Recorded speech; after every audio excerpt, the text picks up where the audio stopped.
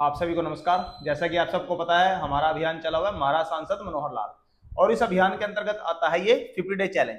50 day challenge का आज है 48वां दिन, और आज 48वें दिन हमारे बीच में श्रीमान राजवीर शर्मा जी उपस्थित हैं। राजवीर शर्मा जी किसी परिचय के मोहताज नहीं है, क्योंकि अगर हम बात करें करनाल जिला की जो भारतीय जनता पार्टी की इकाई है, उनमें बहुत ही महत्वपूर्ण स्थान राजवीर शर्मा जी रखते हैं। पूर्व में जिला महामंत्री रहे हैं और अभी भारतीय जनता पार्टी में जिला उपाध्यक्ष, वरिष्ठ उपाध्यक्ष के पद पर भारतीय जनता पार्टी पे अपनी सेवाएं दे रहे हैं। तो शर्मा जी, आपका बहुत बहुत स्वागत, अभिनंदन।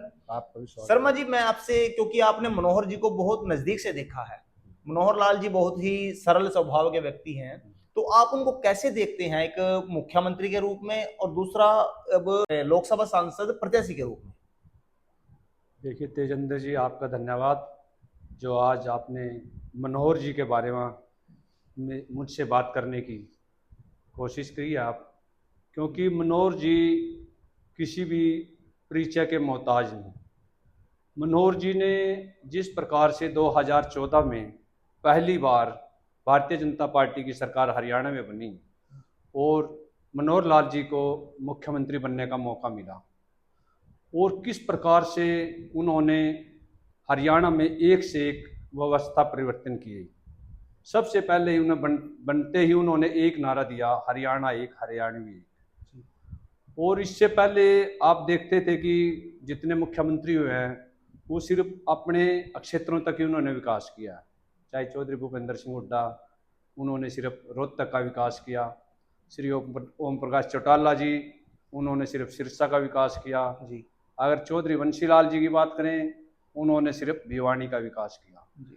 और ऐसे पहले मुख्यमंत्री मनोहर लाल जी हरियाणा में आए, जिन्होंने पूर्ण रूप से पूरे हरियाणा की जनता 2 करोड़ 80 लाख जनता को अपना परिवार माना, और समान रूप से 90 के 90 हलकों का पहले उन्होंने दौरा किया और उनकी समस्याएं जानकर सभी को समान रूप से विकास किया। ऐसे किस प्रकार से उन्होंने पारदर्शिता से एक योजनाएं लेकर आए। अगर आपसे मैं बात करूं, हरियाणा में 2014 से पहले बिजली की कितनी समस्याएं होती थी, और बिजली के लिए गर्मियों में हरियाणा में 5-6 घंटे गांव में बिजली मिलती थी। लेकिन मनोहर लाल जी ने इसको एक चैलेंज के रूप में लिया और बिजली मंत्रालय 2014 में उन्होंने अपने पास ही रखा, और इसको एक चैलेंज के रूप में स्वीकार किया कि मैं ये व्यवस्था को बदल के रहूँगा। और किस प्रकार से उन्होंने बिजली की व्यवस्था को पूरे जोरदार ढंग से एक व्यवस्था परिवर्तन किया। आज करनाल हो चाहे पूरे हरियाणा में हो, प्रत्येक गांव में 24 घंटे बिजली मिलती है। इससे अगर और बात करें तो आप किस प्रकार से पहले लोग बिजली के बिल नहीं भरते थे और कहते थे कि हमारे पास कोई भी बिल भरवाने, कुछ लोग तो कहते नहीं भरवा सकता, लेकिन मनोहर लाल जी ने बड़े टेक्निकल तरीके से कहो या बड़े अपने सौम्य स्वभाव के कारण को कि भी जैसे मैं समान रूप से विकास कर रहा हूं, मैं भी आपसे एक मांग मांगता हूं। जहां जहां भी उन्होंने विकास की बात की, लोगों से साथ में अपील भी की, भी एक बात मैं भी आपसे मांगता हूं कि आप बिजली के बिल भरें। और किस प्रकार से लोगों ने उनकी बातों को माना, और आज पूरा हरियाणा उनको याद करता है कि बिजली की जो हरियाणा का संकट था, मनोहर लाल जी ने खत्म कर दी। बिल्कुल। तो मैं बिजली की बात में ही एक बात जोड़ता हूँ। हम देखते थे ग्रामीण क्षेत्र में शाम को लाइट चली जाती थी, खाने का अक्सर टाइम होता था खाने का, और लोग खाना छोड़कर ट्रांसफार्मर में फ्यूज लगाने के लिए आपको नजर आते होंगे। हमने भी देखा है, आपने भी देखे होंगे। तो मनोहर लाल जी ने तो उन लोगों को एक अपना राहत देने का काम किया है, तो वो भी एक काबिले तारीफ काम है। दूसरा, मैं शर्मा जी आपसे बात करूं, मनोहर लाल जी एक सांसद प्रत्याशी के रूप में अब हमारे बीच में है, तो गांव में हम भी लोगों से मिल रहे हैं, लोग जनता से पूछते हैं, जनता ये कहने पर अब बिल्कुल भी संकोच नहीं कर रही है कि जो हमारे यशस्वी पूर्व मुख्यमंत्री है मनोहर लाल जी, वो वर्तमान सांसद संजय भाटिया जी का रिकॉर्ड तोड़कर संसद में जाएंगे, और मनोहर लाल जी मोदी कैबिनेट में मंत्री के रूप में अपना पोर्टफोलियो, भारी पोर्टफोलियो लेंगे। आपका इसमें क्या ऐसा कहना है? जिस प्रकार से मनोहर लाल जी ने हरियाणा में पारदर्शिता से कई योजनाएं लागू की हैं, चाहे वो नौकरी की बात हो, किस प्रकार से बिना पर्ची और बिना खर्ची पूरे हरियाणा में उन्होंने नौकरियां दी, पहले की सरकारों से डबल नौकरियां दी, और दी भी तो पूरी ईमानदारी से दी। पहले क्या होता था सरकारों में, या तो किसी की पर्ची चलती थी, प्रभावशाली लोगों के बच्चे, चाहे विधायकों के बच्चे, पहले तक लिस्टें सार्वजनिक हो जाती कि फलानी भर्ती में उस एमएलए का लड़का लग जाएगा, उस एमएलए के पहले ही हो जाते थे भाई ये लगेंगे। लेकिन मनोहर लाल जी की जितनी भी भर्तियां हुई, कोई चैलेंज नहीं कर सकता कौन लगेगा। जो भी बच्चा योग्य होगा, हरियाणा के बेरोजगार जितने भी युवक थे, उनके एक विश्वास पैदा हो गया कि अगर मैं पढ़ाई करूंगा तो मेरा नंबर जरूर आएगा। और किस प्रकार से आप देखे होंगे कि 9.5 साल के उनके कार्यकाल में किस प्रकार से गरीब परिवारों के बच्चों को कोई इंस्पेक्टर भर्ती हो गया, कोई तहसीलदार बन गया, कोई क्लर्क भर्ती हो गया, जिसकी जैसी योग्यता थी जैसे। तो छोटे छोटे परिवारों को, गरीब परिवारों को आज रिक्शा वाले का बच्चा भी तहसीलदार बन गया, किसी का इंस्पेक्टर बन गया, किसी की बेटियां अच्छी अच्छी नौकरियां प्राप्त किया। एक आम आदमी का जीवन किस प्रकार से सुधरा है, तो ये मनोहर लाल की देन है। तो इस प्रकार से मनोहर लाल जी एक सफेद कपड़ों में संत है।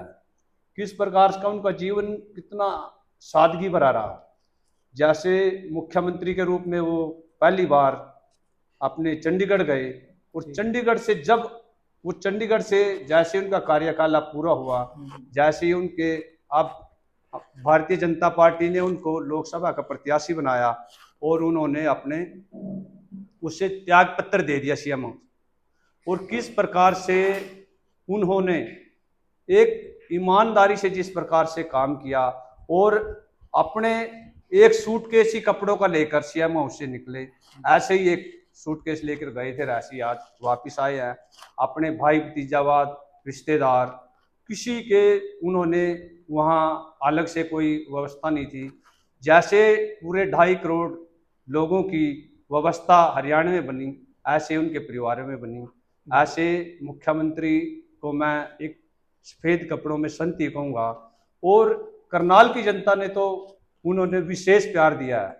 किस प्रकार से करनाल में उन्होंने एक मेडिकल यूनिवर्सिटी दी, जो अपने कुटेल में लगभग बनकर तैयार हो गई है। एक हॉर्टिकल्चर यूनिवर्सिटी उन्होंने अपने अंजन थली में बनवाई, जो वो भी आज उसमें भी लगभग काम चल रहा है। और हर 20 किलोमीटर पर एक महिला कॉलेज, और हर 20 किलोमीटर में उन्होंने एक महिला कॉलेज भी बनवाया।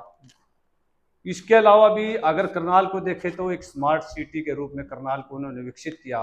किस प्रकार से करनाल के चाहे बाईपास की बात हो, आपका मेडिकल कॉलेज किस स्पीड से बना, और आज हमारे यहाँ करनाल वासियों को सेवाएं दे रहा है।